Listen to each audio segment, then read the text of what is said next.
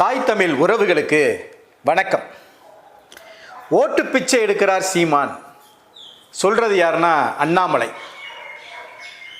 பாட்சாபாய் அவருடைய இறப்பில் கலந்துகிட்டதுக்காக ஓட்டு பிச்சை எடுக்கிற சீமான் என்று அண்ணாமலை பகிரங்கமாக ஒரு கண்டன பொதுக்கூட்டத்தில் பேசுகிறார். இது எவ்வளவு பெரிய ஒரு அநாகரிகமான ஒரு அரசியல்னு பாருங்க. இதே வார்த்தையை அண்ணன் சீமான் சொல்லியிருந்தா இன்னைக்கு ஆளுக்கு வந்துட்டு இவரெல்லாம் ஒரு தலைவரா, இவரெல்லாம் ஒரு கட்சியை வழிநடத்துகிறாரா, இவரே இப்படி இருந்தார், இவர் தம்பிகளெல்லாம் என்ன பேசுவார்கள், அப்படி இப்படி அள்ளி தெளிச்சிருப்பான். ஆனால் இன்னைக்கு வரைக்கும் அண்ணாமலையினுடைய இந்த பேச்சை கண்டித்து யாருமே பேசலை. பாட்சாபாயினுடைய இறப்பு குறித்து அண்ணனுடைய அணுகுமுறையை அவர் விமர்சனம் செய்யலாம், ஆனால் ஓட்டு பிச்சை எடுக்கிறார் இதை வைத்து அப்படின்னு சொல்றது எவ்வளவு பெரிய அபத்தமான ஒரு வார்த்தை. ஏன், எதற்கு, எங்கே, எப்படி? திரட்டப்பட்ட தகவல்கள், தெளிவான விளக்கங்கள் அறிந்து கொள்வோம், தெரிந்து கொள்வோம் இன்றைய சமர்க்களத்தின் காணொளியில்.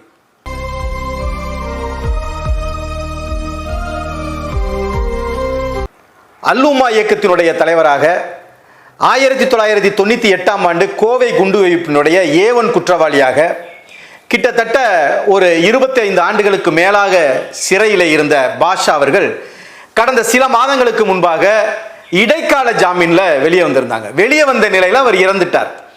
இறந்துவிட்டு அந்த இறப்பு செய்தி கேட்டு அண்ணன் கொள்கை தலைவன் செந்தமிழன் சீமான் அவர்கள் அந்த இடத்திற்கு போய் கோவைக்கு சென்று பாஷாபாய் அவர்களுக்கு தன்னுடைய கண்ணீர் வணக்கத்தை செலுத்தி தன்னுடைய பங்களிப்பை கொடுத்தார்.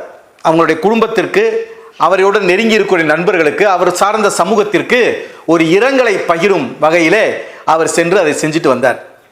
சமீபத்தில் கூட நீங்க பார்த்துருப்பீங்க, EVKS இளங்கோவனுடைய இறப்புக்கு கூட நேரில் போனார்.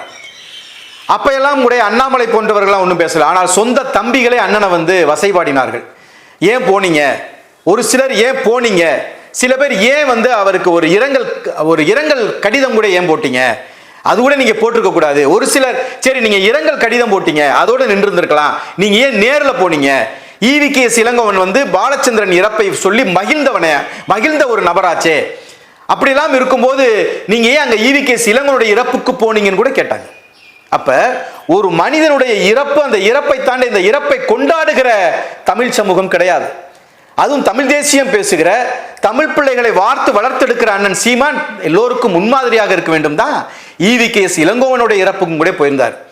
அதுபோலதான் பாஷாபாயுடைய இறப்புக்கும் கோவை சிறையிலே அண்ணன் இருந்தபோது பாஷாபாயினுடைய பேசக்கூடிய ஒரு நட்பு கிடைத்து அவர் சில உண்மைகளையும் அங்கே தெரிந்து கொண்ட விதத்தில் தான் கோவையுடைய சிறையை விட்டு வெளியே வந்தவுடன் அண்ணன் செந்தமிழன் சீமான் அவர்கள் அப்பாவி இஸ்லாமியர்களை நீங்கள் விடுதலை செய்ய வேண்டும்னு பல போராட்டங்களை நடத்தி இருக்கிறார்.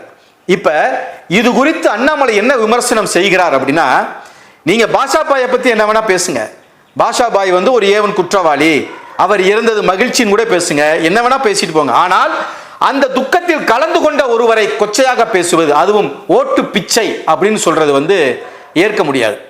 ஓட்டு பிச்சை தான் சீமான் எடுக்கணும் அப்படின்னா இந்நேரம் முதலமைச்சராக கூட ஆயிருந்திருக்கலாம். இவ்வளெல்லாம் நான் சொல்றேன், இதை மீறி எனக்கு போட்டா போடு, போடலைன்னா போ அப்படின்னு சொல்லக்கூடியவர் தான் அண்ணன் சீமான்.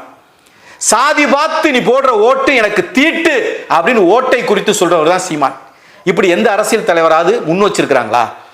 எனக்கு ஓட்டு போடு, உன் பாதங்கள்ல விழுகிறேன், உன்னை கையெடுத்து கும்பிடுறேன், உங்கள் வீட்டு பிள்ளையாக, ஏழைகளின் பங்காளியாக என்னென்னத்தையோ பேசுவாங்க, அது ஓட்டு பிச்சையா? போட்டா போடு, போடலைன்னா போ அப்படின்னு சொல்றது ஓட்டு பிச்சையா? சாதி பார்த்து போடுற ஓட்டு தீட்டுன்னு சொல்றது ஓட்டு பிச்சையா? சரி, இதெல்லாம் ஓட்டு பிச்சையை வச்சுக்குவோம். ஒரு பாஷாபாய் ஒரு தீவிரவாதி, A1 குற்றவாளி, கோவை குண்டுவெடிப்புல 58 பேர் இறப்புக்கு காரணமானவர், சரி ஒத்துக்குவோம். மகாத்மா காந்தியை சுட்ட கோட்சேக்கு நீங்கள் சிலை வைத்து மாலை போடுவது எதற்காக? அப்ப கோட்சே புனிதரா? மோகன்தாஸ் கரம்சந்த் காந்தி என்பவர் மகாத்மா காந்தியாக இன்று நம்முடைய ரூபாய் நோட்டுகளிலே அவருடைய படம் தான் பிரதானமாக அச்சடிக்கப்படுகிறது என்றால், அகிம்சையினுடைய நாயகனாக இந்தியாவிற்கு அகிம்சையின் முறையிலே சுதந்திரத்தை வாங்கி கொடுத்தார். அப்படிப்பட்ட காந்தியை சுட்டு கொன்ற கோட்சே, அவருக்கு சிலை வைத்து அவருக்கு மாலை போடுகிறீங்களே, அப்ப அந்த பிச்சைக்கு பேர் என்ன பிச்சைன்னு அண்ணாமலை விளக்க முடியுமா? CP ராதாகிருஷ்ணன் இன்னைக்கு வந்து பேசுறாரு, சீமான் குறித்து பேசுறாரு, பாட்சாபாய் குறித்து பேசுகிறார், ஏன் திமுக குறித்து கூட பேசுகிறார். இந்த 2000 காவலர்களை வைத்து எதற்காக அந்த பாட்சாபாயினுடைய இறுதி ஊர்வலம் நடைபெற்றதுன்னு பேசுறாரு. CP ராதாகிருஷ்ணன் தெரிஞ்சுக்கணும், உங்களுக்கு முதல் அரசியல் அங்கீகாரம் கொடுத்ததே திமுக தான். நல்லகண்ணு என்கின்ற ஒரு மகத்தான விடுதலை போராட்ட தியாகி, அந்த தியாகியை கூட உங்களுக்காக வீழ்த்தினார்கள் திமுக. இல்லை என்றால் இன்றைக்கு சிபி ராதாகிருஷ்ணன் யாரு? விடுதலை போராட்டத்தில் பங்கு பெற்ற ஐயா நல்லகண்ணு இன்றைக்கு வரைக்கும் ஒரு கவுன்சிலர் கூட ஆகல. ஆனால் சிபி ராதாகிருஷ்ணன் அரசியல் அதிகாரத்துக்கு வந்தாரு. எப்ப வந்தாரு? திமுக கூட்டணியில. எப்ப திமுக கூட்டணிக்கு போச்சு?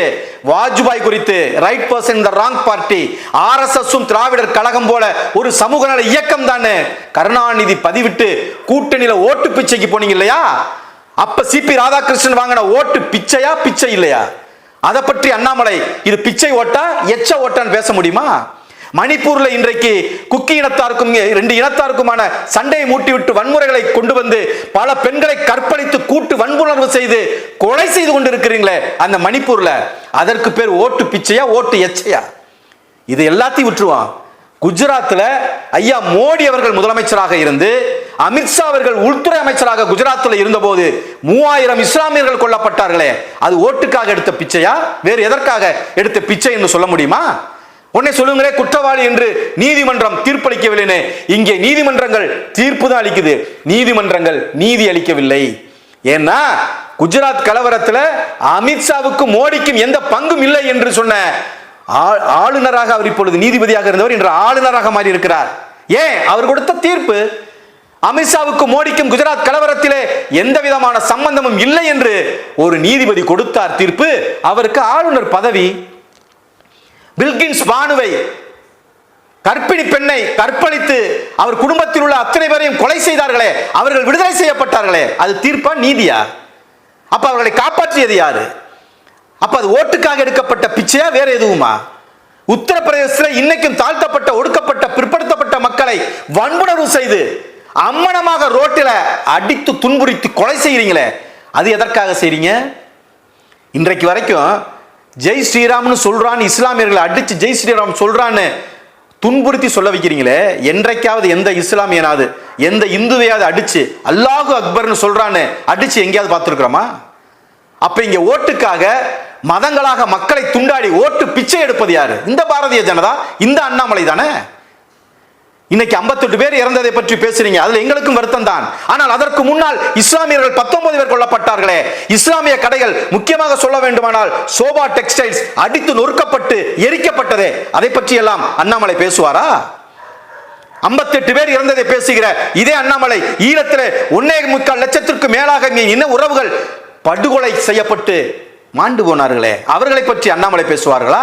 அந்த ராஜபக்சேக்கு உங்களுடைய பாரதிய ஜனதாவுடைய ஒன்றிய அரசு சிவப்பு கம்பள வரவேற்பு கொடுத்ததே, அப்ப அதற்கு பேர் என்ன? அப்ப அதையெல்லாம் பேசிட்டு அதெல்லாம் எந்த பிச்சைக்காக நீங்கள் செஞ்சீங்கன்னு அந்த பிச்சையெல்லாம் பேசிட்டு அண்ணாமலை இந்த ஓட்டு பிச்சையை பத்தி பேசினார்னா எங்களுக்கு சரிதான், எங்களுக்கு சரிதான். உண்டியல்ல போறதுக்கு பேரு காணிக்க, கருவறையில இருந்து வெளியில வந்து பார்ப்பன பூசாரி வந்து தட்டில் வாங்குறதுக்கு அதுக்கு பேர் என்ன? பிச்சையா எச்சையா? அப்ப அந்த பிச்சையெல்லாம் பத்தி பேசுவோமா? ஐயா, உங்களுக்கு பாஷா பாய் பிடிக்கலையா? உங்களை இந்த துக்கத்தில் கலந்து கொள்ள சொல்லல, அந்த துக்கத்தில் நீங்க கலந்து கொள்ள வேண்டாம். அதற்காக கலந்து கொண்டவர்களையும் அந்த நிகழ்வையும் கொச்சைப்படுத்துவார் உரிமை உங்களுக்கு இல்லை. அதை முதல்ல நீங்க புரிஞ்சுக்கணும். மொத்தத்தில் உங்களுடைய அரசியல் என்பது மதங்களாக மக்களை பிளவுபடுத்தி பிணத்தின் மீது அரசியல் செய்வதுதான் உங்க ஓட்டு. நாங்கள் பிச்சை கூட எடுத்துட்டு போயிருவோம். கற்கை நன்றே கற்கை நன்றே பிச்சை போயினும் கற்கை நன்றேங்கிறான். பிச்சை எடுத்தாவது ஒருத்தனுக்கு கல்வியை கொடுத்துருன்றான், பிச்சை எடுத்தாவது கல்வியை பயின்றுங்கிறான். நாங்க அப்படிதான் பிச்சை எடுத்து இந்த நாட்டு மக்களை திருத்தணும்னு நினைக்கிறோம்.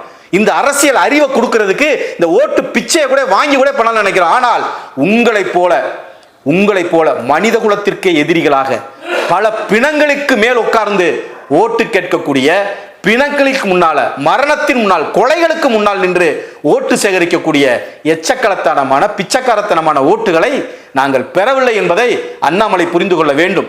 இதுதான் நீங்கள் லண்டன்ல போய் படித்த அரசியல் படிப்பா என்று கூட எங்களுக்கு மிகப்பெரிய அளவில் சந்தேகத்தை கூட எழுப்புகிறது. கோட்சேக்கு சிலை வைத்து மாலை போடும்போது பாட்ஷாவினுடைய துக்கத்திலே கலந்து கொள்வதில் எந்த தவறும் இல்லை. நன்றி, வணக்கம். இது சமர்க்களம், சமரசமற்ற தமிழ் தேசிய ஊடகம்.